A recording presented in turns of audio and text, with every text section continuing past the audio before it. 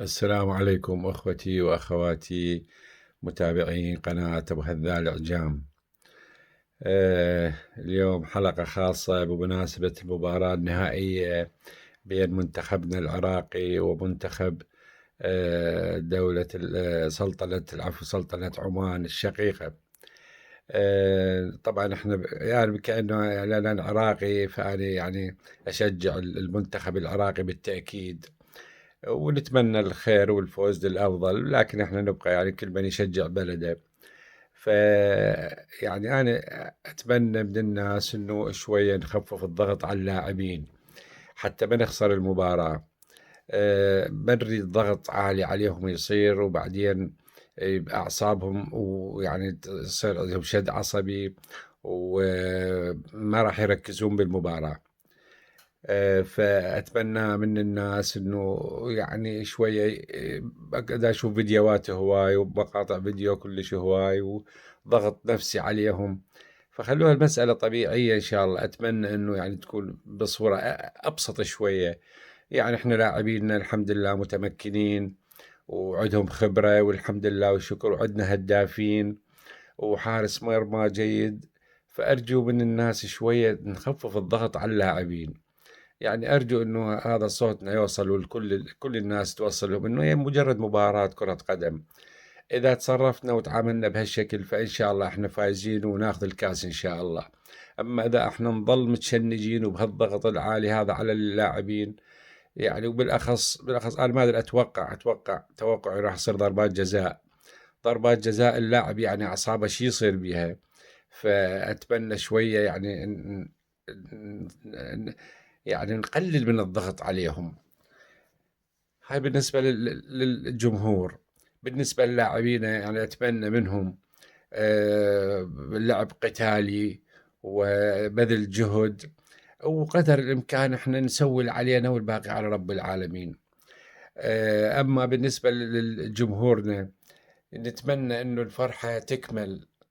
يعني الله يخليكم، لا يصير تدافع مثلا بالملعب، لا تصير اي مشكلة. بريد احنا عندنا ضيوف واحنا ان شاء الله احنا مرحبين بيهم، وخلوها لاخر يوم. ما نريد اي مشكلة على مود كرسي او على مود مكان او على، يعني خلوها شوية شوية، واحد خلي اعصابه تهدى. احنا شوية العراقيين هم دمنا فاير شوية.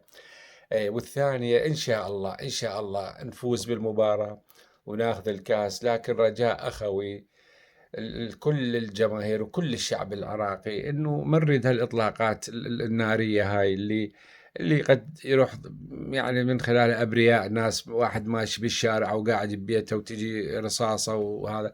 فاتمنى انه فزنا الحمد لله والشكر، اطلع بالشوارع هورنات سيارات احتفل من غير هالاطلاقات الناريه. الله يخليكم. حرمات واحد يروح بس، يعني إذا واحد من الشعب العراقي راح من عندنا يعني هضيمة حرمات. يعني هي احنا فرحانين، لا نقلب الفرح ونسوي حزن. وإن شاء الله الفوز لنا يا رب، وإن شاء الله ما حد يتأذى إن شاء الله.